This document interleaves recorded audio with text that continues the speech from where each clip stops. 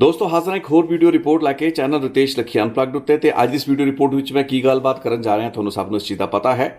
Gangster Lawrence Bishnoi ने jail दे विचों बैठ के ABP न्यूज़ चैनल नूं एक इंटरव्यू दी है। पत्रकार जगविंदर पटियाल होरां वल्लों उन्हां दा इंटरव्यू किया गया है ते पत्रकार जगविंदर पटियाल दा यह दूसरा बैक टू बैक इंटरव्यू है। इस तो पहला हरविंदर रिंदे दा भी इंटरव्यू उन्होंने किया सी जदों उसदे जिउंदे होण दी तस्दीक उन्होंने अपने इस इंटरव्यू विच कीती सी। सो इस लॉरेंस बिश्नोई वालों दिते गए इंटरव्यू नूं अज समझण की कोशिश करना इस वास्ते जरूरी है। 29 मई शाम तकरीबन 5:15 बजे सिद्धू मूसेवाला के कतल तो कुछ घंटे बाद गोल्डी बराड़ वालों किए गए दावियां की तस्दीक करता होया लॉरेंस बिश्नोई कैमरे के सामने नज़र आ रहा है। बहुत वड्डे सवाल ये उठ रहे हैं ने ते राजनीति भी गर्म हो ही जाती है इस तरीके के मसलों उत्ते कि लॉरेंस बिश्नोई जेल के विचों बैठ के ये इंटरव्यू दे किवें सकदा है, उसके फोन जेलों में किवें चल रहे हैं ने, किवें इंटरव्यू कंडक्ट की गई। सो इस दे विच कोई लंबी चौड़ी रॉकेट साइंस नहीं है। जेलों विचों फोन चलते हैं, जेलों विचों इस तरीके की गल्लां बातां गैंगस्टर अक्सर कर सकते हैं, वीडियो कॉन्फ्रेंसों करते हैं। सो एक पत्रकार ने जो कोई इंटरव्यू ले ली उस दे लई कोई हाय तौबा मचनी नहीं चाहिए। लेकिन $1 मिलियन क्वेश्चन ये है कि ये इंटरव्यू किहड़ी जेल दे विच किस दिन किस तरीक नूं किन्ने बजे किया गया। मैं अपनी जिन्नी के इंटरव्यू सुन पाया हाँ ABP न्यूज़ चैनल की, उस दे विच इस दे बारे कोई वेरवा मैं नहीं सुन ते समझ पाया। जे मैं गलत होवां तो मैनूं करैक्ट कर सकते हैं मेरे जिन्ने भी लिसनर्स है ने, व्यूअर्स है ने। लेकिन इस इंटरव्यू की टाइमिंग बहुत महत्वपूर्ण है क्योंकि बठिंडा पुलिस ने ते बठिंडा की जिहड़ी जेल है केंद्रीय जेल बठिंडा जिथे कि लॉरेंस बिश्नोई इन्हां दिनां दौरान कैद है, बंद है। लॉरेंस बिश्नोई इस जेल दे विच हुंदियां होइयां उत्थों इंटरव्यू नहीं कर सकता। इस चीज़ का दावा बठिंडा पुलिस ते बठिंडा जेल के प्रशासन ने किया है। उन्होंने कहा है कि ये इंटरव्यू कोई पुरानी हो सकती है।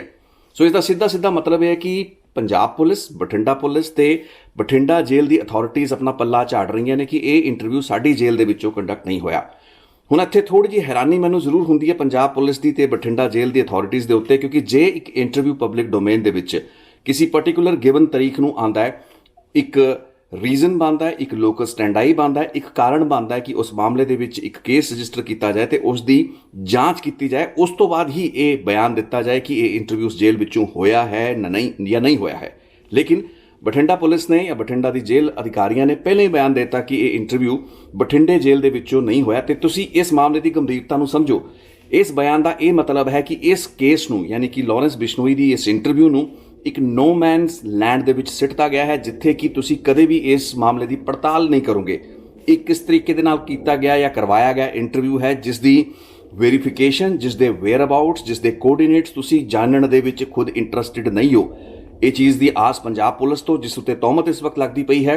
पंजाब की बठिंडा जेल दे विच बैठ के जे एक गैंगस्टर एक TV चैनल नूं इंटरव्यू दे रहा है तो उसकी रिस्पोंसिबिलिटी जेल प्रशासन उत्ते फिक्स होनी चाहिए सी, लेकिन वो नहीं हो पा रहा। लेकिन ये गल बिसाइड्स द पॉइंट है जो मैं कहना चाह रहा तो जो मैं डिस्कस अपनी रिपोर्ट विच करांगा वो एक बिल्कुल ही वक्री गलबात है। इंटरव्यू किहड़ी जेल विच कदों होया इस चीज़ उत्ते बेहतर होएगा कि ये चैनल ते पत्रकार ही जानकारी दें ताकि लोगों को क्लीयर हो सके। लेकिन मैं तो गल करांगा कि इस इंटरव्यू के विच जेड़े मैं सवाल जवाब सुने जो लॉरेंस बिश्नोई ने उन्होंने जवाब दिते वो तो सबनों सुनाई दिते, लेकिन जेड़े सवाल उस तो पूछे नहीं गए तो जेड़े जवाब उसने दिते नहीं, मैं तो उन्होंने विषयों के उत्ते नुकत्यां के उत्ते अज की इस रिपोर्ट नूं केंद्रित करांगा। सो मेरे को सिर्फ 2 अजिहे मुद्दे ने जिन्हां दे बेस उत्ते मैं इस होई इंटरव्यू की टाइमलाइन नूं थोड़ा जिहा एक्सप्लोर करना चाहांगा, जिस विच कि लॉरेंस बिश्नोई दे अपने ही साथी रहे भाईवाल रहे गैंगस्टर जग्गू भगवानपुरी गैंग के नाल खूनी दुश्मनी पै चुकी है तो आपस दे विच दोवां दे गैंगस्टर जेलों में लड़ रहे ने, कतलो खारत हो रही है, मरदे पे ने।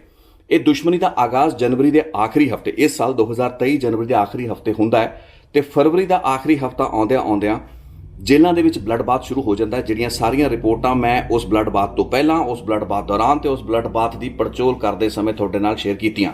कंडक्ट किए गए इस इंटरव्यू के विच लॉरेंस बिश्नोई ते जग्गू भगवानपुरिया की दुश्मनी, आपस दे विच उन्हां दी गैंगस्टरां दी गैंग वॉर के बारे कोई सवाल नहीं पूछा गया जो कि अज दे समय का तो घट्टो घट्ट पिछले 2 हफ्तिਆਂ का सब तो वड्डा सवाल है तो होना चाहिए सी। ते लॉरेंस बिश्नोई तो यह सवाल पूछा जाना लाजमी सी कि जग्गू भगवानपुरिया ते नाल उसकी दुश्मनी किवें शुरू हुई। आपस दे विच एक दूसरे नूं भाई कहण वाले तस्वीरां दौले फैलाउंदियां होयां दी एक दूसरे दे नाल बैक टू बैक शेयर करते रहे, सालां सालां दहाकियां दहाकियां तक करन वाले ये गैंगस्टर ਅੱਜ ਇੱਕ ਦੂਸਰੇ ਦੇ ਖੂਨ ਦੇ ਪਿਆਸੇ ਕਿਉਂ ਹੋਏ ਹੋਏ ਨੇ। ਇਹ ਇਸ ਵਕਤ ਦਾ ਸਭ ਤੋਂ ਵੱਡਾ ਸਵਾਲ ਸੀ ਜੋ ਕਿ ਇਸ ਇੰਟਰਵਿਊ ਦੇ ਵਿੱਚ ਐਡਰੈਸ ਲਾਰੈਂਸ ਬਿਸ਼ਨੋਈ ਨੂੰ ਕਰਨਾ ਚਾਹੀਦਾ ਸੀ, ਲੇਕਿਨ ਲਾਰੈਂਸ ਬਿਸ਼ਨੋਈ ਨੇ ਇਸ ਸਵਾਲ ਨੂੰ ਐਡਰੈਸ ਕਿਉਂ ਨਹੀਂ ਕੀਤਾ। ਮੈਂ ਇਹ ਨਹੀਂ ਕਹਾਂਗਾ ਕਿ ਪੱਤਰਕਾਰ ਨੇ ਉਸ ਤੋਂ ਇਹ ਸਵਾਲ ਪੁੱਛਿਆ ਜਾਂ ਨਹੀਂ ਪੁੱਛਿਆ, ਤੇ ਇਹ ਵੀ ਸਵਾਲ ਹੈ ਕਿ ਪੱਤਰਕਾਰ ਨੇ ਉਹਨਾਂ ਤੋਂ ਸਵਾਲ ਪੁੱਛਿਆ ਜਾਂ ਨਹੀਂ ਪੁੱਛਿਆ, ਲੇਕਿਨ ਲਾਰੈਂਸ ਬਿਸ਼ਨੋਈ ਆਪਣੀ ਉਸ ਗੈਂਗ ਵਾਰ, ਆਪਣੀ ਉਸ ਟਰਫ ਵਾਰ ਬਾਰੇ ਕੋਈ ਗੱਲ ਨਹੀਂ ਕਰ ਰਿਹਾ। ਇਸ ਤੋਂ ਇੱਕ ਪਾ ਜਾਂ ਇੱਕ ਸ਼ੱਕ ਜਿਹੜਾ ਜ਼ਾਹਰ ਕੀਤਾ ਜਾ ਸਕਦਾ ਹੈ ਉਹ ਇਹ ਹੈ ਕਿ ਇਹ ਇੰਟਰਵਿਊ ਦੀ ਟਾਈਮਲਾਈਨ ਹੁਣ ਦੀ ਨਹੀਂ ਹੈ, ਬਲਕਿ ਕੁਝ ਹਫ਼ਤਿਆਂ ਦੀ ਐਂਡ ਪੋਸੀਬਲੀ ਕੁਝ ਮਹੀਨਿਆਂ ਪੁਰਾਣੀ ਹੈ। ਦੂਸਰਾ ਜਿਹੜਾ ਅਹਿਮ ਨੁਕਤਾ ਜਿਸ ਤੇ ਮੈਂ ਡਾਇਰੈਕਟਲੀ ਆਉਣਾ ਚਾਹਾਂਗਾ ਉਹ ਹੈ ਲਾਰੈਂਸ ਬਿਸ਼ਨੋਈ ਦੀ ਕਸਟਡੀ ਕਿਸ ਸਮੇਂ ਕਿਹੜੀ ਪੁਲਿਸ ਕੋਲ ਸੀ। ਜੂਨ ਦੇ ਮਹੀਨੇ ਦੇ ਵਿੱਚ ਜਦੋਂ ਸਿੱਧੂ ਮੂਸੇਵਾਲਾ ਦਾ ਕਤਲ 29 ਮਈ ਨੂੰ ਹੁੰਦਾ, ਉਸ ਤੋਂ ਬਾਅਦ ਜੂਨ ਦੇ ਪਹਿਲੇ ਹਫ਼ਤੇ ਦੇ ਵਿੱਚ ਹੀ ਲਾਰੈਂਸ ਬਿਸ਼ਨੋਈ ਦੀ ਕਸਟਡੀ ਕਈ ਹਫ਼ਤੇ ਤੱਕ ਦਿੱਲੀ ਪੁਲਿਸ ਦੇ ਸਪੈਸ਼ਲ ਸੈੱਲ ਨੇ ਲੈ ਲਈ ਸੀ, ਤੇ ਇਸ ਤੋਂ ਬਾਅਦ ਦਿੱਲੀ ਪੁਲਿਸ ਦਾ ਸਪੈਸ਼ਲ ਸੈੱਲ ਤਕਰੀਬਨ 1 ਮਹੀਨੇ ਤੋਂ ਵੱਧ ਲਾਰੈਂਸ ਬਿਸ਼ਨੋਈ ਨੂੰ ਆਪਣੇ ਕੋਲ ਰੱਖਦਾ, ਜਿਸ ਤੋਂ ਬਾਅਦ ਪੰਜਾਬ ਪੁਲਿਸ ਦੀ AGTF ਜਾ ਕੇ ਅਦਾਲਤ ਦੇ ਵਿੱਚ ਇੱਕ ਸਰਪ੍ਰਾਈਜ਼ ਐਂਬੁਸ਼ ਇੱਕ ਤਰੀਕੇ ਦਾ ਉਸਨੂੰ ਕਿਹਾ ਜਾ ਸਕਦਾ ਹੈ ਜਾ ਕੇ ਲਾਰੈਂਸ ਬਿਸ਼ਨੋਈ ਦੀ ਕਸਟਡੀ ਲੈਂਦੀ ਹੈ, ਜਿਸ ਤੋਂ ਬਾਅਦ ਕਈ ਮਹੀਨੇ ਲਾਰੈਂਸ ਬਿਸ਼ਨੋਈ ਪੰਜਾਬ ਪੁਲਿਸ ਦੀ ਕਸਟਡੀ ਵਿੱਚ ਵੀ ਰਿਹਾ। ਅਲੱਗ-ਅਲੱਗ ਜੇਲ੍ਹਾਂ ਦੇ ਵਿੱਚ ਰਿਮਾਂਡਾਂ ਦੌਰਾਨ ਉਹ ਮੂਵ ਕੀਤਾ। ਇਹਨਾਂ ਜੇਲ੍ਹਾਂ ਦੇ ਵਿੱਚੋਂ ਕਿਹੜੀ ਜੇਲ੍ਹ ਦੇ ਵਿੱਚ ਬੈਠ ਕੇ ਉਸਨੇ ਇੰਟਰਵਿਊ ਉਹਨਾਂ ਸਮਿਆਂ ਦੇ ਵਿੱਚ, ਉਹਨਾਂ ਮਹੀਨਿਆਂ, ਮੈਂ ਜੁਲਾਈ, ਅਗਸਤ, ਸਤੰਬਰ ਦੀ ਗੱਲ ਕਰ ਰਿਹਾ, ਦਿੱਤੀ ਹੋ ਸਕਦੀ ਹੈ, ਵੀ ਨੈਵਰ ਨੋ। ਅਗਲੀ ਜਿਹੜੀ ਕਸਟਡੀ ਲਾਰੈਂਸ ਬਿਸ਼ਨੋਈ ਦੀ ਟੇਕ ਓਵਰ ਕਰਦੀ ਹੈ ਉਹ ਕਰਦੀ ਹੈ NIA, national investigation agency. NIA ਵੱਲੋਂ ਲਾਰੈਂਸ ਬਿਸ਼ਨੋਈ ਦੀ ਕਸਟਡੀ ਉਹਨਾਂ ਦਿਨਾਂ ਦੇ ਵਿੱਚ ਦਿੱਲੀ ਪੁਲਿਸ ਵੱਲੋਂ ਬੁੱਕ ਕੀਤੇ ਗਏ 2 ਅਲੱਗ-ਅਲੱਗ ਕੇਸ, ਜਿਸ ਵਿੱਚ ਲਾਰੈਂਸ ਬਿਸ਼ਨੋਈ, ਗੋਲਡੀ ਬਰਾੜ, ਕਾਲਾ ਜਠੇੜੀ ਦੀ ਲੀਗ, ਤੇ ਦੂਸਰੇ ਪਾਸੇ ਜਿਹੜੇ ਗੈਂਗਸਟਰ ਕੌਸ਼ਲ ਚੌਧਰੀ, ਦਵਿੰਦਰ ਬੰਬੀਹਾ ਜਾਂ ਫਿਰ ਲੱਕੀ ਪਟਿਆਲ ਵਰਗੇ ਹੈਗੇ ਨੇ, ਇਹਨਾਂ ਦੇ ਖਿਲਾਫ ਅਲੱਗ-ਅਲੱਗ 2 ਜਾਂ 3 ਪਰਚੇ, ਅਲੱਗ-ਅਲੱਗ ਕੇਸ ਰਜਿਸਟਰ ਕੀਤੇ ਗਏ। ਇਹ ਕੇਸਾਂ ਨੂੰ NIA ਨੇ ਟੇਕ ਓਵਰ ਕੀਤਾ ਤੇ ਉਸ ਤੋਂ ਬਾਅਦ ਲਾਰੈਂਸ ਬਿਸ਼ਨੋਈ ਦੀ ਕਸਟਡੀ ਨਵੰਬਰ ਦੇ ਆਖਰੀ ਮਹੀਨੇ ਤੇ ਦਸੰਬਰ ਦੇ ਪਹਿਲੇ ਹਫ਼ਤੇ ਦੌਰਾਨ NIA ਕੋਲ ਕਈ ਹਫ਼ਤਿਆਂ ਲਈ ਰਹੀ। ਇਹ ਪੋਸੀਬਲ ਹੈ ਕਿ ਇਹ ਇੰਟਰਵਿਊ NIA ਦੀ ਕਸਟਡੀ ਦੌਰਾਨ, ਕਿਉਂਕਿ NIA ਦੇ ਆਪਣੇ ਥਾਣੇ ਨਹੀਂ ਹੁੰਦੇ, ਤੇ ਉਸ ਵਕਤ ਪੋਸੀਬਲ ਹੈ ਕਿ ਦਿੱਲੀ ਪੁਲਿਸ ਦੇ ਜਾਂ ਕਿਸੇ ਹੋਰ ਏਜੰਸੀ ਦੇ ਜਿਹੜੇ ਥਾਣੇ ਸੀ ਜਾਂ ਉਹਨਾਂ ਦੀ ਕਸਟਡੀ ਵਿੱਚੋਂ ਇਹ ਇੰਟਰਵਿਊ ਕਰਵਾਇਆ ਗਿਆ ਹੋਵੇ। ਇੱਕ ਅਲੱਗ ਸ਼ੱਕ ਹੋ ਸਕਦਾ ਹੈ, ਸਵਾਲ ਹੋ ਸਕਦਾ ਹੈ। NIA ਦੇ ਰਿਮਾਂਡ ਦੇ ਵਿੱਚ ਕਈ ਹਫ਼ਤੇ ਰਹਿਣ ਤੋਂ ਬਾਅਦ ਲਾਰੈਂਸ ਬਿਸ਼ਨੋਈ ਵਾਪਸ ਪੰਜਾਬ ਪੁਲਿਸ ਦੀ ਗਿਰਫਤ ਜਾਂ ਉਸ ਦੀ ਕਸਟਡੀ ਵਿੱਚ ਆਇਆ। ਕਈ ਮਹੀਨੇ ਪੰਜਾਬ ਪੁਲਿਸ ਕੋਲ ਉਸ ਦੀ ਰਿਮਾਂਡ ਰਹਿੰਦੀ ਹੈ। ਬੀਤੇ ਮਹੀਨੇ ਯਾਨੀ ਫਰਵਰੀ ਦੇ ਮਹੀਨੇ ਦੇ ਵਿੱਚ ਪਹਿਲੇ ਹਫ਼ਤੇ ਦੇ ਆਸ-ਪਾਸ ਲਾਰੈਂਸ ਬਿਸ਼ਨੋਈ ਦੀ ਕਸਟਡੀ ਰਾਜਸਥਾਨ ਪੁਲਿਸ ਲੈਂਦੀ ਹੈ। ਰਾਜਸਥਾਨ ਪੁਲਿਸ ਨੂੰ ਕੁਝ ਕੇਸਿਸ ਦੇ ਵਿੱਚ ਤਫਤੀਸ਼ ਦੌਰਾਨ ਲਾਰੈਂਸ ਬਿਸ਼ਨੋਈ ਤੋਂ ਪੁੱਛਗਿੱਛ ਦੀ ਲੋੜ ਹੁੰਦੀ ਹੈ। ਤਕਰੀਬਨ 10 ਦਿਨ ਕਿਹਾ ਜਾਂਦਾ ਕਿ ਉਸ ਦੀ ਪੁਲਿਸ ਕਸਟਡੀ ਰਾਜਸਥਾਨ ਪੁਲਿਸ ਨੇ ਲਈ, ਜਿਸ ਦੌਰਾਨ ਰਾਜਸਥਾਨ ਪੁਲਿਸ ਦੇ ਅਲੱਗ-ਅਲੱਗ ਵਿੰਗਸ ਨੇ ਲਾਰੈਂਸ ਬਿਸ਼ਨੋਈ ਤੋਂ ਇਨਵੈਸਟੀਗੇਟ ਕੀਤਾ। ਇਹ ਗੱਲ ਸੰਭਵ ਹੋ ਸਕਦੀ ਹੈ ਕਿ ਰਾਜਸਥਾਨ ਦੀ ਕਿਸੇ ਜੇਲ੍ਹ ਜਾਂ ਰਾਜਸਥਾਨ ਪੁਲਿਸ ਦੀ ਕਸਟਡੀ ਵਿੱਚ ਲਾਰੈਂਸ ਬਿਸ਼ਨੋਈ ਦੀ ਇਹ ਇੰਟਰਵਿਊ ਮੈਨੇਜ ਕੀਤੀ ਗਈ ਹੋਵੇ, ਕਰਵਾਈ ਗਈ ਹੋਵੇ ਜਾਂ ਲਾਰੈਂਸ ਬਿਸ਼ਨੋਈ ਨੇ ਦਿੱਤੀ ਹੋਵੇ। ਲੇਕਿਨ ਇਸ ਚੀਜ਼ ਦੀ ਸੰਭਾਵਨਾ ਥੋੜੀ ਜਿਹੀ ਘੱਟ ਇਸ ਵਾਸਤੇ ਵੀ ਹੁੰਦੀ ਹੈ ਕਿਉਂਕਿ ਉਹਨਾਂ ਦਿਨਾਂ ਵਿੱਚ ਜਦੋਂ ਲਾਰੈਂਸ ਬਿਸ਼ਨੋਈ ਨੂੰ ਰਾਜਸਥਾਨ ਦੀ ਪੁਲਿਸ ਨੇ ਕਸਟਡੀ ਵਿੱਚ ਲਿਆ ਸੀ, STF ਨੇ, ਉਸ ਵਕਤ ਲਾਰੈਂਸ ਬਿਸ਼ਨੋਈ ਨੇ ਅਦਾਲਤ ਦੇ ਵਿੱਚ ਇੱਕ ਅਰਜ਼ੀ ਲਾਈ ਸੀ ਤੇ ਆਪਣੀ ਜਾਨ ਦਾ ਖਤਰਾ ਤੇ ਖਦਸ਼ਾ ਹੋਣ ਦੀ ਗੱਲ ਕੀਤੀ ਸੀ। ਤੇ ਇਮੈਜਿਨ ਵਾਟ, ਲਾਰੈਂਸ ਬਿਸ਼ਨੋਈ ਨੇ ਜਿਹੜੀ ਅਦਾਲਤ ਦੇ ਵਿੱਚ ਅਰਜ਼ੀ ਲਾਈ, ਉਸਨੇ 2 ਸੂਬਿਆਂ ਦੀਆਂ 2 ਅਲੱਗ-ਅਲੱਗ ਸਰਕਾਰਾਂ ਤੋਂ ਖਤਰੇ ਦੀ ਗੱਲ ਤਾਂ ਕੀਤੀ ਹੀ ਸੀ, ਲੇਕਿਨ ਉਸਨੇ ਸਪੈਸੀਫਿਕਲੀ ਇਹ ਕਿਹਾ ਸੀ ਕਿ ਉਸ ਨੂੰ ਪੰਜਾਬ ਦੀ ਆਮ ਆਦਮੀ ਪਾਰਟੀ ਦੀ ਸਰਕਾਰ ਜਾਂ ਰਾਜਸਥਾਨ ਦੀ ਕਾਂਗਰਸ ਪਾਰਟੀ ਦੀ ਸਰਕਾਰ ਤੋਂ ਖਤਰਾ ਹੈ।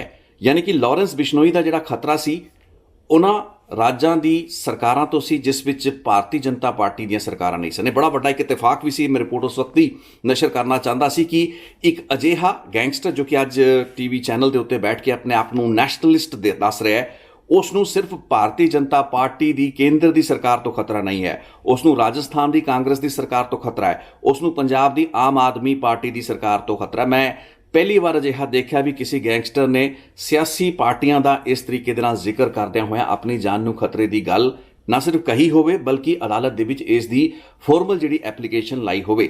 ਸੋ ਇਹਨਾਂ ਹਾਲਾਤਾਂ ਦੇ ਚੱਲਦਿਆਂ ਇਹ ਪੋਸੀਬਲ ਨਹੀਂ ਸੀ ਕਿ ਰਾਜਸਥਾਨ ਦੇ ਵਿੱਚ ਵੀ ਉਸ ਦੀ ਇੰਟਰਵਿਊ ਹੋ ਸਕਦੀ ਹੈ।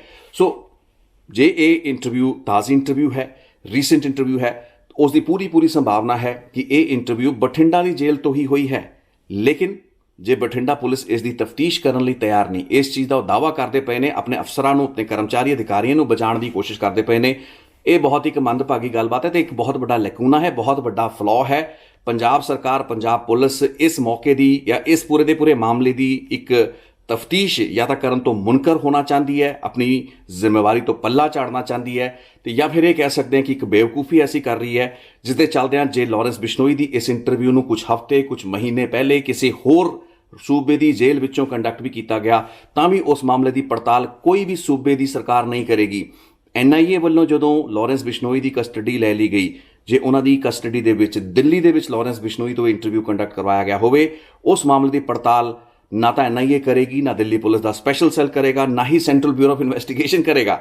ਰਾਜਸਥਾਨ ਪੁਲਿਸ ਇਸ ਮਾਮਲੇ ਦੀ ਪੜਤਾਲ ਕਿਉਂ ਕਰੇਗੀ ਤੇ ਮਾਮਲੇ ਦੀ ਪੜਤਾਲ ਬਠਿੰਡਾ ਤੇ ਪੰਜਾਬ ਪੁਲਿਸ ਨੂੰ ਕਿਉਂ ਨਹੀਂ ਕਰਨੀ ਚਾਹੀਦੀ? ਇਹ ਇੱਕ ਬੜਾ ਵੱਡਾ हैरान कर देने वाला स्टैंस भी है जो कि लेके पंजाब सरकार या पंजाब पुलिस बैठ गई है। उन्होंने इस मामले में दर्ज करके इस चीज़ की पड़ताल करनी चाहिए। एक चीज़ जेल मैनुअल के खिलाफ है, सो तुसी घट्टो घट्ट गैंगस्टर के पैमाने, मैं नहीं कहता, देखो पत्रकार या किसी भी न्यूज़ चैनल का एक काम है सच्चाई की घोख करना, तय तक पहुँचना, तत्थां की रोशनी तक लोगों को लिजाना। सो उस पत्रकार ने, उस अखबार दे या उस चैनल ने कोई गलती नहीं की है, उन्होंने अपना काम किया है, उन्होंने अपनी प्रोफैशनल ड्यूटी की है। लेकिन एक गैंगस्टर ने कित्थे कदों बैठ के इंटरव्यू की, उसकी पड़ताल जे पंजाब की बठिंडा पुलिस नहीं करेगी तो फिर राजस्थान पुलिस ते Delhi police special cell NIA या CBI करेगी। ये अपने आप दे विच एक बड़ा वड्डा सवाल खड़ा होंदा है। हुण गलबात करिए लारैंस बिश्नोई की इस इंटरव्यू की।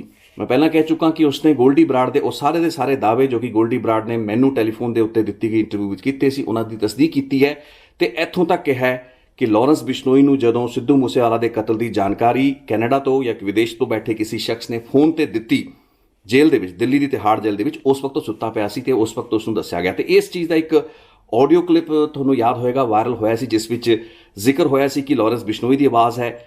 नींद तो उठे लारैंस बिश्नोई नूं एक शख्स दसदा है कि असीं सरदार नूं मारता है या सरदार मारिया गया है।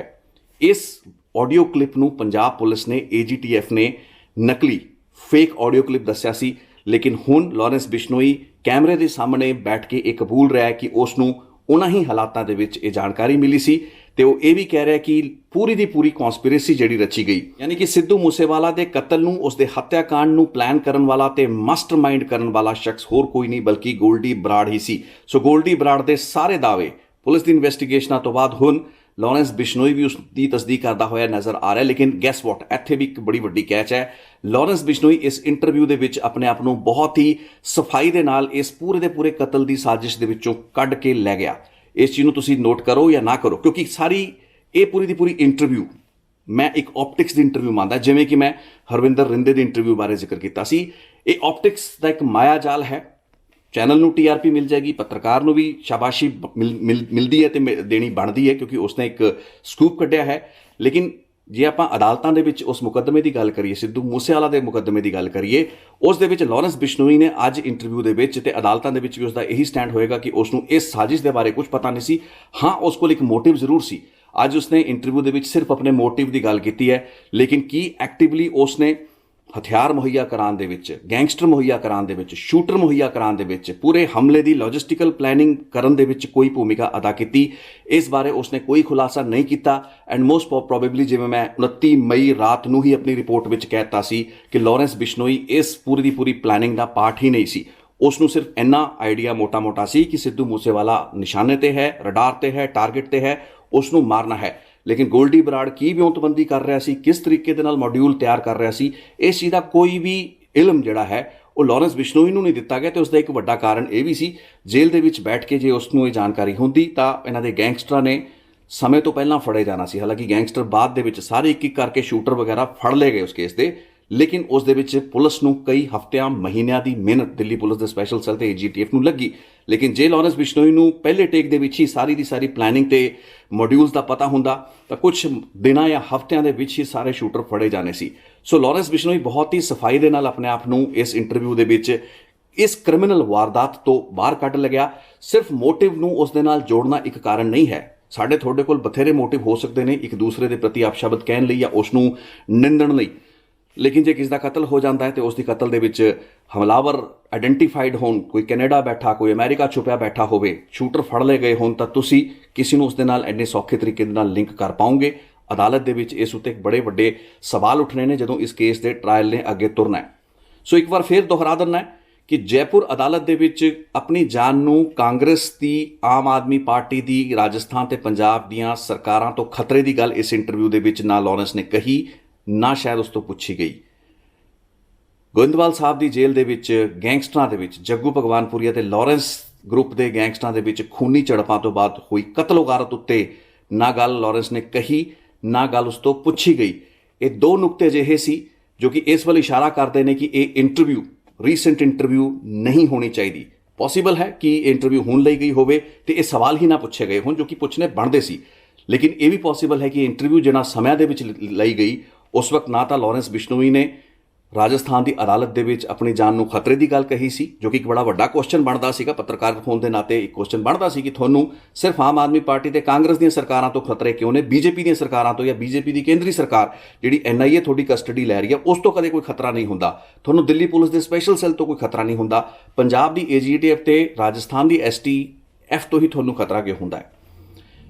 ਐਨ ਕਤਲ-ਉਗਾਰਤ ਜੇਲ੍ਹਾਂ ਦੇ ਵਿੱਚ ਜੱਗੂ ਭਗਵਾਨਪੁਰੀਆ, ਭਾਈਵਾਲ 9 ਮਾਸ ਦਾ ਰਿਸ਼ਤਾ ਸੀ ਆਪਸ ਦੇ ਵਿੱਚ। ਇੰਨੇ ਸਾਲਾਂ ਤੱਕ ਇੱਕ ਦੂਸਰੇ ਦੇ ਭਰਾ ਬਣੇ ਰਹੇ, ਇੱਕ ਦੂਸਰੇ ਲਈ ਕਤਲ ਕਰਦੇ ਰਹੇ, ਇੱਕ ਦੂਸਰੇ ਦੇ ਗੈਂਗਸਟਰਾਂ ਦੇ ਨਾਲ ਵਾਰਦਾਤਾਂ ਕਰਾਉਂਦੇ ਰਹੇ। ਅੱਜ ਇੱਕ ਦੂਸਰੇ ਦੇ ਖੂਨ ਦੇ ਪਿਆਸੇ ਹੋਏ ਨੇ, ਗੈਂਗਸਟਰਾਂ ਨੂੰ ਮਾਰਦੇ ਪਏ ਨੇ, ਇੱਕ ਦੂਸਰੇ ਨੂੰ ਪੰਜਾਬ ਦੇ ਵਿੱਚ ਚਿੱਟੇ ਦਾ ਵਪਾਰੀ ਕਹਿ ਰਹੇ ਨੇ। ਇਸ ਉੱਤੇ ਕੋਈ ਜਵਾਬ, ਕੋਈ ਸਪਸ਼ਟੀਕਰਨ ਲਾਰੈਂਸ ਬਿਸ਼ਨੋਈ ਨਹੀਂ ਦਿੰਦਾ ਜਾਂ ਉਸ ਤੋਂ ਪੁੱਛਿਆ ਹੀ ਨਹੀਂ ਜਾਂਦਾ, ਕਿਉਂਕਿ ਹੋ ਸਕਦਾ ਹੈ ਨਾ ਜੇ ਇੰਟਰਵਿਊ ਕਈ ਹਫ਼ਤੇ, ਕਈ ਮਹੀਨੇ ਪਹਿਲਾਂ ਜਦ ਇਹ ਘਟਨਾਕ੍ਰਮ ਸ਼ੁਰੂ ਨਹੀਂ ਹੋਇਆ ਸੀ ਉਸ ਵਕਤ ਲਈ ਗਈ ਹੋਵੇ। Coming back again to this interview ਤੇ ਵਾਪਸ ਆ ਜੰਨੇ। ਲਾਰੈਂਸ ਬਿਸ਼ਨੋਈ ਜਿਹੜੀ ਹੋਰ ਗੱਲਾਂ ਬਾਤਾਂ ਕਰ ਰਿਹਾ, ਹਾਲਾਂਕਿ ਉਸਨੇ ਸਲਮਾਨ ਖਾਨ, ਕਾਲੇ ਹਿਰਨ ਦੇ ਸ਼ਿਕਾਰ, ਬਿਸ਼ਨੋਈ ਸਮਾਜ ਦਾ ਕੁਦਰਤ ਦੇ ਪ੍ਰਤੀ ਪ੍ਰੇਮ, ਉਸ ਗੱਲਬਾਤ ਨੂੰ ਵੀ ਬਹੁਤ ਨਿਖਾਰ ਕੇ ਕੀਤਾ ਹੈ, ਜਿਸ ਦੇ ਵਿੱਚ ਮੈਂ ਨਹੀਂ ਜਾਣਾ ਚਾਹਾਂਗਾ। ਲੇਕਿਨ ਜਿਹੜੀ ਗੱਲਬਾਤ ਉਸਨੇ ਸਿੱਧੂ ਮੂਸੇਵਾਲਾ ਦੀ ਦੁਸ਼ਮਣੀ ਦੇ ਸੰਦਰਭ ਵਿੱਚ ਕਹੀ ਹੈ, ਉਹ ਗੱਲ ਇੱਕ ਐਡਰੈਸ ਮੰਗਦੀ ਹੈ, ਜਿਸ ਨੂੰ ਮੈਂ ਅੱਜ ਥੋੜੀ ਜਿਹੀ ਗੱਲਬਾਤ ਕਰਨੀ ਜ਼ਰੂਰ ਚਾਹਾਂਗਾ। ਬਾਰ-ਬਾਰ ਲਾਰੈਂਸ ਬਿਸ਼ਨੋਈ ਨੇ ਵੀ ਗੋਲਡੀ ਬਰਾੜ ਦੀ ਹੀ ਤਰ੍ਹਾਂ ਇਹ ਕਿਹਾ ਵੀ ਸਾਡੇ ਭਰਾਵਾਂ ਦਾ ਕਤਲ, ਵਿੱਕੀ ਮਿੱਡੂ ਖੇੜਾ ਦਾ ਕਤਲ, ਗੁਰਲਾਲ ਬਰਾੜ ਦਾ ਕਤਲ, ਜ਼ਿਕਰ ਉਸਨੇ ਸੰਦੀਪ ਨੰਗਲ ਅੰਬੀਆ ਜਿਨ੍ਹਾਂ ਦਾ ਉਹਦਾ ਕੋਈ ਡਾਇਰੈਕਟ ਰਿਲੇਸ਼ਨ ਤਾਂ ਨਹੀਂ ਸੀ, ਲੇਕਿਨ ਇਸ ਤਰੀਕੇ ਦੀ ਗੱਲਾਂ ਬਾਤਾਂ ਦੋ ਕਤਲਾਂ ਦੇ ਸੰਦਰਭ ਦੇ ਵਿੱਚ ਕੀਤੀਆਂ ਗਈਆਂ ਤੇ ਆਪਣੇ ਭਰਾਵਾਂ ਦੇ ਕਤਲਾਂ ਦੇ ਬਦਲੇ ਵਜੋਂ ਸਿੱਧੂ ਮੂਸੇਵਾਲਾ ਦੇ ਕਤਲ ਦੀ ਗੱਲ ਕੀਤੀ ਗਈ। ਹੁਣ ਇੱਥੇ ਇੱਕ ਬਹੁਤ ਮੇਜਰ ਸਵਾਲ ਹੈ ਜੋ ਕਿ ਮੈਂ ਆਪਣੀ ਕਈ ਰਿਪੋਰਟਾਂ ਦੇ ਵਿੱਚ ਚੁੱਕਦਾ ਰਿਹਾ ਹਾਂ। ਇਸ ਤੋਂ ਇਲਾਵਾ ਲਾਰੈਂਸ ਬਿਸ਼ਨੋਈ ਦੇ ਦੋ ਹੋਰ ਕਜ਼ਨ ਸੀ, ਸੋਨੂ ਤੇ ਪੈਟਰੋਲ, ਜਿਨ੍ਹਾਂ ਨੂੰ ਤੋਂ ਕਈ ਸਾਲ ਪਹਿਲਾਂ ਮਾਰਤਾ ਗਿਆ ਸੀ। ਇਨਫੈਕਟ ਉਹ ਲਾਰੈਂਸ ਬਿਸ਼ਨੋਈ ਦੀ ਜ਼ਿੰਦਗੀ ਦਾ ਇੱਕ ਟਰਨਿੰਗ ਪੁਆਇੰਟ ਵੀ ਸੀ। ਮੈਂ ਪਹਿਲਾਂ ਉਸ ਉੱਤੇ 2-3 ਰਿਪੋਰਟਾਂ ਬਣਾ ਚੁੱਕਾ ਹਾਂ। ਸੋਨੂ ਤੇ ਪੈਟਰੋਲ ਨੂੰ ਜਿਹੜੇ ਸ਼ਖਸ ਨੇ ਮਰਵਾਇਆ ਉਸ ਉੱਤੇ ਹਮਲੇ ਹੋਏ, ਪੁਨੀਆ ਉੱਤੇ ਹਮਲਾ ਹੁੰਦਾ ਹੈ, ਲੇਕਿਨ ਜਿਹੜੇ ਸ਼ੂਟਰ ਉਸ ਨੂੰ ਮਾਰਨ ਆਉਂਦੇ ਨੇ ਉਹਨਾਂ ਵਿੱਚੋਂ ਜ਼ਿਆਦਾਤਰ ਜਿਹੜੇ ਸ਼ੂਟਰ ਜੋ ਕਿ ਕੰਟਰੈਕਟ ਕਿਲਿੰਗ ਦੇ ਤਹਿਤ ਅਰੇਂਜ ਕੀਤੇ ਗਏ ਸਨ, ਜਿਨ੍ਹਾਂ ਵਿੱਚ ਰੰਮੀ ਮਸ਼ਾਣੇ ਵਰਗੇ ਵਿੱਕੀ ਗੌਂਡਰ ਗਰੁੱਪ ਨਾਲ ਜੁੜੇ ਹੋਏ ਸ਼ੂਟਰ ਸਨ, ਉਹ ਅੱਜ ਜਿਉਂਦੇ ਨੇ, ਜੇਲ੍ਹਾਂ ਵਿੱਚ ਬੈਠੇ ਨੇ। ਗੁਰਲਾਲ ਬਰਾੜ, ਗੋਲਡੀ ਬਰਾੜ ਦਾ ਕਜ਼ਨ ਭਰਾ, ਜਿਸ ਦੇ ਬਦਲੇ ਵਜੋਂ ਸਿੱਧੂ ਮੂਸੇਵਾਲਾ ਦੇ ਕਤਲ ਨੂੰ ਜਸਟੀਫਾਈ ਕਰਨ ਦੀ ਕੋਸ਼ਿਸ਼ ਗੋਲਡੀ ਬਰਾੜ ਨੇ ਵੀ ਕੀਤੀ ਤੇ ਲਾਰੈਂਸ ਬਿਸ਼ਨੋਈ ਨੇ ਵੀ ਕੀਤੀ। ਉਸ ਦੇ ਸ਼ੂਟਰ ਨੀਰਜ ਚਸਕਾ ਅੱਜ ਜੇਲ੍ਹ ਦੇ ਵਿੱਚ ਹੈ। ਮਾਨ ਜੈਤੋ ਜਿਹੜਾ ਦੂਸਰਾ ਸ਼ੂਟਰ ਸੀ ਉਹ ਅੱਜ ਤੱਕ ਫੜਿਆ ਹੀ ਨਹੀਂ ਗਿਆ ਤੇ ਇਸ ਤੋਂ ਇਲਾਵਾ 2-3 ਹੋਰ, ਬੇਅੰਤ ਸਿੰਘ ਜਾਂ 1-2 ਹੋਰ ਲੋਕ ਸਨ, ਉਹ ਸਾਰੇ ਜਿਉਂਦੇ ਬੈਠੇ ਨੇ।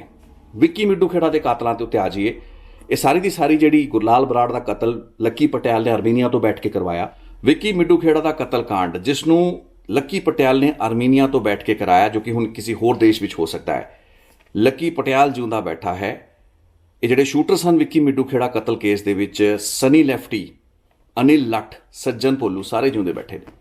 ਸੋ ਜਿਹੜੇ ਭਰਾਵਾਂ ਦੀ ਗੱਲ ਲਾਰੈਂਸ ਬਿਸ਼ਨੋਈ ਇਸ ਤੋਂ ਪਹਿਲਾਂ ਇਵਨ ਗੋਲਡੀ ਬਰਾੜ ਨੇ ਕੀਤਾ ਹੈ, ਉਹਨਾਂ ਦੇ ਸਾਰੇ ਸ਼ੂਟਰ ਤੇ ਕਿਲਰਸ ਇਸ ਵਕਤ ਜਾਂ ਤਾਂ ਜੇਲ੍ਹਾਂ ਵਿੱਚ ਨੇ ਜਾਂ ਫਰਾਰ ਨੇ ਜਾਂ ਫਿਰ ਵਿਦੇਸ਼ਾਂ ਵਿੱਚ ਬੈਠੇ ਨੇ।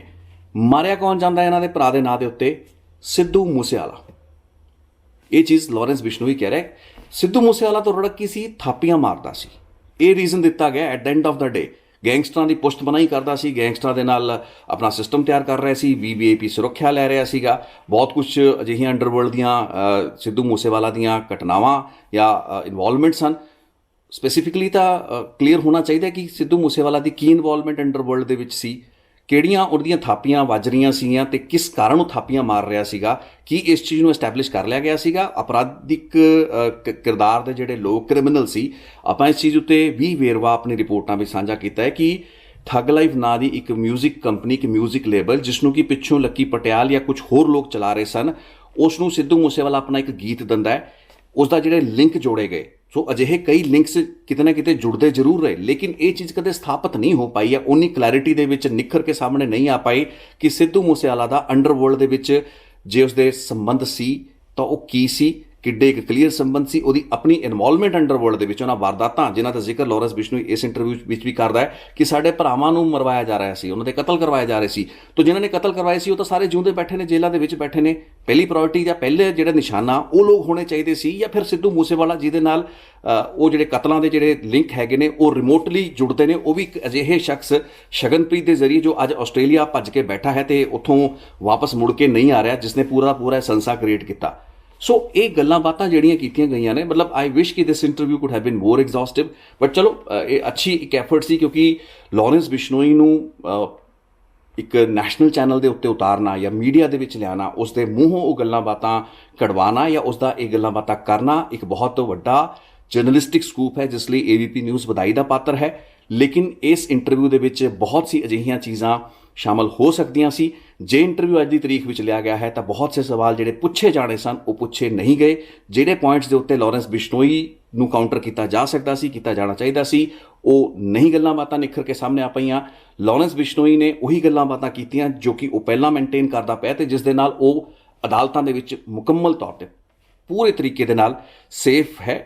ਤੇ ਸਭ ਤੋਂ ਵੱਡੀ ਗੱਲ ਹੈ ਕਿ ਇਸ ਮਾਮਲੇ ਜਾਂ ਇਸ ਇੰਟਰਵਿਊ ਦੇ ਵਿੱਚ ਲਾਰੈਂਸ ਬਿਸ਼ਨੋਈ ਜੇਲ੍ਹ ਦੇ ਵਿੱਚੋਂ ਬੈਠ ਕੇ ਇੰਟਰਵਿਊ ਦੇ ਦਿੰਦਾ ਹੈ, ਉਸ ਚੀਜ਼ ਦੀ ਕੋਈ ਪੜਤਾਲ ਹੋਏਗੀ ਨਹੀਂ ਹੋਏਗੀ। ਮੁੱਦਾ ਇਹ ਨਹੀਂ ਹੈ ਕਿ ਕਿਸੇ TV ਚੈਨਲ ਨੂੰ ਇੰਟਰਵਿਊ ਦਿੱਤੀ ਗਈ, ਮੁੱਦਾ ਇਹ ਹੈ ਕਿ ਜੇਲ੍ਹ ਦੇ ਵਿੱਚ ਹੋ ਕੀ ਰਿਹਾ ਹੈ। ਜੇਲ੍ਹਾਂ 'ਤੇ ਉਹ ਫੋਨ ਚੱਲਦੇ ਪਏ ਨੇ, ਜੇਲ੍ਹ ਮੈਨੂਅਲ ਦਾ ਉਲੰਘਣ ਹੈ, ਉਸ ਦੇ ਖਿਲਾਫ ਕੇਸ ਬਣਦਾ ਹੈ, ਲੇਕਿਨ who will bell the cat, that is the question. ਬਹਰਹਾਲ ਇਸ ਬਾਰੇ ਹੋਰ ਵੀ ਬਹੁਤ ਪ੍ਰਤੀਕਰਮ ਆ ਰਹੇ ਨੇ, ਸਿਆਸੀ ਪ੍ਰਤੀਕਰਮ ਆਉਣੇ ਸ਼ੁਰੂ ਹੋ ਚੁੱਕੇ ਨੇ। ਪੋਲੀਟੀਸ਼ੀਅਨ ਨੇ ਆਪਣੀ ਸਿਆਸਤ ਕਰਨੀ ਹੁੰਦੀ ਹੈ, ਲੇਕਿਨ ਇੱਕ ਬੜੀ ਵੱਡੀ ਸੰਭਾਵਨਾ ਇਹ ਹੈ ਕਿ ਇਹ ਜਿਹੜੀ ਇੰਟਰਵਿਊ ਹੈ ਕੁਝ ਦਿਨ, ਕੁਝ ਹਫ਼ਤੇ, ਕੁਝ ਮਹੀਨੇ ਪੁਰਾਣੀ ਹੋ ਸਕਦੀ ਹੈ। ਸੋ ਇਸ ਚੀਜ਼ ਦੀ ਗਹਿਰਾਈ ਤੱਕ ਪਹੁੰਚਣਾ ਵੀ ਜ਼ਰੂਰੀ ਹੈ ਕਿ ਜੇ ਇੰਟਰਵਿਊ ਤਾਜ਼ੀ ਨਹੀਂ ਹੈ ਤਾਂ ਇਹ ਇੰਟਰਵਿਊ ਕਦੋਂ ਲਿੱਤੀ ਗਈ ਤੇ ਉਸ ਇੰਟਰਵਿਊ ਨੂੰ ਉਦੋਂ ਕਿਉਂ ਨਾ ਚਲਾ ਕੇ ਇੱਕ ਸਰਟਨ ਟਾਈਮ ਉੱਤੇ ਰਿਲੀਜ਼ ਕੀਤਾ ਗਿਆ। ਜੇ ਇਹ ਇੰਟਰਵਿਊ ਪੁਰਾਣੀ ਹੈ ਤੇ ਜੇ ਇਹ ਤਾਜ਼ਾ ਇੰਟਰਵਿਊ ਹੈ ਤਾਂ ਇਸ ਕੇਸ ਦੀ ਪੜਤਾਲ ਹੋਣੀ ਚਾਹੀਦੀ ਹੈ ਕਿ ਬਠਿੰਡੇ ਦੀ ਜੇਲ੍ਹ ਦੇ ਵਿੱਚੋਂ ਬੈਠ ਕੇ ਲਾਰੈਂਸ ਬਿਸ਼ਨੋਈ ਨੇ ਇੰਟਰਵਿਊ ਕਿਵੇਂ ਦਿੱਤੀ। ਬਹਰਹਾਲ ਅੱਜ ਦੀ ਰਿਪੋਰਟ ਨੂੰ ਇੱਥੇ ਰੋਕਦੇ ਹਾਂ। ਆਉਣ ਵਾਲੇ ਦਿਨਾਂ ਦੇ ਵਿੱਚ ਹੋਰ ਬਹੁਤ ਗੱਲਾਂ ਬਾਤਾਂ ਇਸ ਬਾਰੇ ਨਿਕਲਣਗੀਆਂ, ਸੋ ਤੁਹਾਡੇ ਨਾਲ ਲੈ ਕੇ ਸ਼ੇਅਰ ਕਰਦੇ ਰਹਾਂਗੇ, ਸਾਂਝੀ ਕਰਦੇ ਰਹਾਂਗੇ ਆਪਣੀ ਰਿਪੋਰਟਸ ਦੇ ਵਿੱਚ। ਬਹੁਤ ਬਹੁਤ ਧੰਨਵਾਦ ਅੱਜ ਦੀ ਰਿਪੋਰਟ ਨੂੰ ਵੇਖਣ ਲਈ। Thank you so much.